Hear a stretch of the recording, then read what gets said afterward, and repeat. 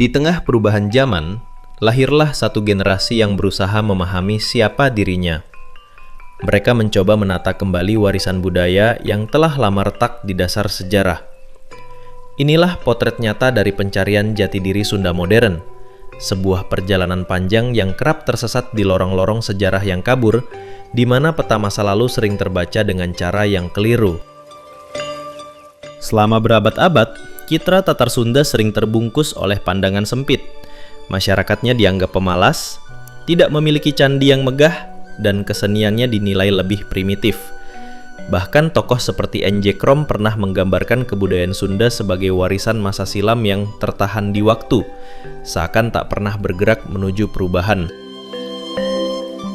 Seringkali, kesalahpahaman lahir dari ketidaktahuan akan sejarah, lalu tumbuh subur karena dorongan politik identitas. Sejak runtuhnya kerajaan-kerajaan Sunda pada abad ke-16, Tanah Pasundan kehilangan pusat kekuatan yang menjadi simbol kebanggaan bersama. Kekosongan itu kemudian diisi oleh kekuasaan kolonial serta pengaruh budaya dari luar, seperti Mataram. Dari sinilah muncul luka batin kolektif, yang mendorong sebagian masyarakat mencari pelipur dalam bentuk romantisasi masa lalu. Dan tak jarang, mereka melebih-lebihkan kebesaran masa lalu sebagai bentuk perlawanan simbolik terhadap perasaan terpinggirkan itu.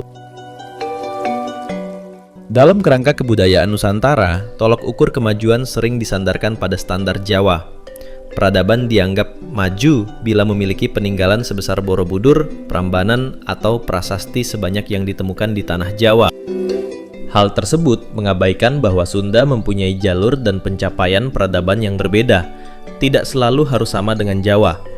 Karena sebetulnya sebuah peradaban dapat dikatakan maju bisa dilihat dari sistem pemerintahan yang teratur, perdagangan yang luas, karya sastra yang mendalam, dan kemampuan menyesuaikan diri dengan lingkungan alam.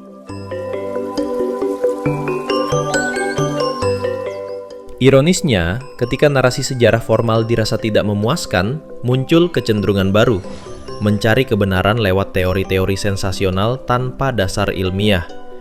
Misalnya, menyamakan Sunda dengan benua Atlantis atau Lemuria.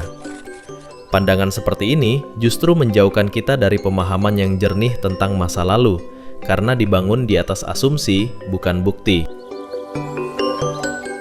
Upaya memahami jati Sunda mestinya seperti menyusun kepingan puzzle dengan sabar, disusun berdasarkan potongan yang tepat, bukan yang kebetulan cocok di mata kita. Jika tergesa-gesa dan memaksakan bentuk, hasil akhirnya bukanlah gambaran sejarah, melainkan bayangan yang terdistorsi. Aditya Gunawan, seorang filolog naskah Sunda, pernah menjelaskan bahwa di wilayah Jawa Barat hanya ditemukan sekitar 30 prasasti. Jumlah yang sangat kecil bila dibandingkan dengan lebih dari 1000 prasasti di Jawa. Selain itu, naskah yang ditulis dalam aksara dan bahasa Sunda kuno sebelum abad ke-16 hanya berjumlah sekitar 100. Ia menggambarkan kondisi ini seperti berhadapan dengan puzzle besar. Keping-keping teks yang tersebar tidak lengkap dan sebagian bahkan sulit dibaca karena ditulis di atas daun lontar dengan bahasa yang kini nyaris punah. Dari temuan yang terbatas itulah muncul pertanyaan mendasar. Bagaimana sesungguhnya asal mula nama Sunda? Mengapa istilah itu kemudian melekat kuat hingga kini meski bentuk politik dan budayanya telah berubah? Para peneliti menelusuri akar kata tersebut melalui prasasti Kebon Kopi II yang ditemukan di wilayah Bogor. Prasasti ini bertarik sekitar abad ke-10 Masehi, ditulis dalam bahasa Melayu kuno dengan aksara Palawa akhir. Isinya menyinggung tentang pengembalian kekuasaan. Di dalamnya tertulis kalimat penting, "Kadairan berpulihkan Haji Ri Sunda," yang berarti kekuasaan dikembalikan kepada Raja Sunda. Penjelasan ini, seperti yang diuraikan oleh Alnosa, membuka babak baru dalam pemahaman sejarah Sunda. Sebab dari sinilah diketahui bahwa Pajajaran bukan nama kerajaan, melainkan nama ibu kota dari kerajaan Sunda. Pusat pemerintahannya dikenal sebagai Pakuan Pajajaran, kota yang tertata dengan rapi dan megah. Adapun mengenai kapan peradaban ini berdiri, sejumlah ahli memperkirakan bahwa Pakuan Pajajaran telah eksis jauh sebelum abad ke-8 Masehi. Sejarawan Agus Aris Munandar menyinggung prasasti Canggal dari tahun 732 Masehi yang mencatat nama Raja Sanjaya, suami dari putri Raja Tarusbawa, penguasa Sunda yang dikenal sebagai Tohaan di Sunda. Tarusbawa inilah yang diyakini mendirikan pusat pemerintahan di Pakuan. Jika kronologi ini benar, maka Pakuan Pajajaran merupakan salah satu kota tertua yang pernah berdiri di Nusantara, yang mampu bertahan selama 8 abad, dari masa awal Masehi hingga akhirnya luluh lantak oleh serangan Kesultanan Banten pada abad ke-16. Sebuah perjalanan panjang, dari kebesaran, kehancuran, hingga menjadi legenda yang terus hidup dalam ingatan Sunda hingga kini. Menulis ulang sejarah Sunda bukanlah perjalanan yang mulus. Jalan ini dipenuhi ranjau perdebatan, bias, dan kepentingan. Di paruh kedua abad ke-20, muncul gelombang kebangkitan identitas yang dikenal dengan proyek Sundanologi. Gerakan ini menjadi upaya kolektif untuk menegaskan kembali posisi Sunda dalam sejarah Nusantara. Nama-nama seperti Aca, Saleh Danasasmita, Edi S. Eka Jati di bidang sejarah dan filologi, serta Uka Chandra Sasmita, Ayat Roha Edi, dan Hasan Jafar di bidang arkeologi, berusaha menyingkap kembali tokoh-tokoh legendaris seperti Siliwangi, menelusuri situs-situs kuno, hingga melahirkan penemuan penting seperti Candi Cangkuang dan Kompleks Batu Jaya. Dari sinilah cikal bakal pembentukan identitas budaya Jawa Barat mulai digarap secara ilmiah. Namun, di balik semangat itu terselip persoalan mendasar. Saleh Danasasmita misalnya pernah berpendapat bahwa masyarakat Sunda kuno tidak mengenal tradisi pembangunan candi dan memiliki seni yang sederhana, karena sistem hidupnya berbasis ladang berpindah atau huma.